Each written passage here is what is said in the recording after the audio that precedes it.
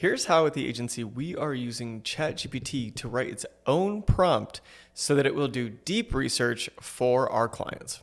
Let's get into it. Okay, so the way that we do this is ChatGPT's deep research is really, really powerful. But the problem is inside of its own folders or projects. If you pay for ChatGPT, it doesn't do deep research properly when it's stuck under there. So we create a new chat and we put in the following prompt. I want you to write me a prompt for deep research that will help me find out more about the customer of my client's product.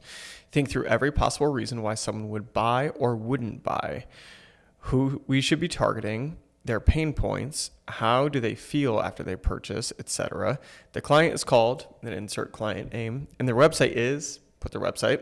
For context, we are and you can put your agency type in here. For us, we're a creative performance agency making ads. Sometimes I'll put making emails. Sometimes I'll put, whatever service that we're doing for, and insert client name again.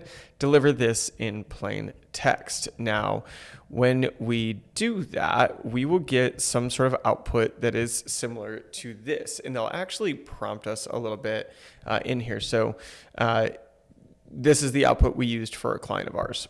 The client is Fligner's Market. They're a grocery store. To create the most insightful deep research prompt about Fligner's Market's customers, could you please share what specific products, what do you believe their current target audience is? Are there any particular geographic areas or communities they serve? What kind of advertising campaigns or creative strategies have you tried already? And do you want to focus on in-store shoppers or online customers? This is really good stuff coming from them, and it makes you think about it a little bit more. So I answered that.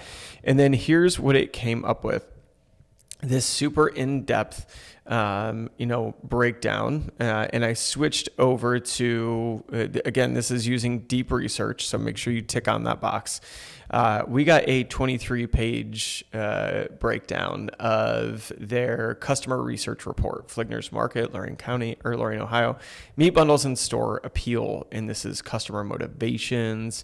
This has convenience and bundle solutions, emotional drivers, all the good things that you need to really feel like you can confidently use a tool, an AI tool, to make your outputs better, to make your ads better, to make whatever it is that you're delivering to your customers or clients a lot better. So this is a way that we can do a lot of really in-depth research very quickly without having to just spend, the better part of a couple of days or even a week scouring resources and just searching and researching over and over. This is a really good thing. It gives you all of our sources too. Once you get to the bottom here, you'll be able to see there are sources like Reddit, there are sources like TripAdvisor, even Pulse, Lorain Mag. It's looking up super localized publications as well to make sure it properly understands who the target audience is, how they need to be served, how they want to be served, so that it can point you in the right direction. Then what we do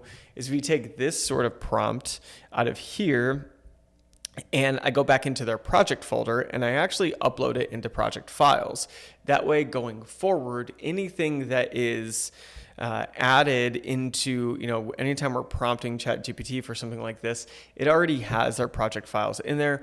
We also make something where we talk about how to make the best performance ads, and it's just some of the default language in here. But now, anytime that we are creating any sort of outputs in ChatGPT for this particular client, it's always going to reference back to that deep research that it did.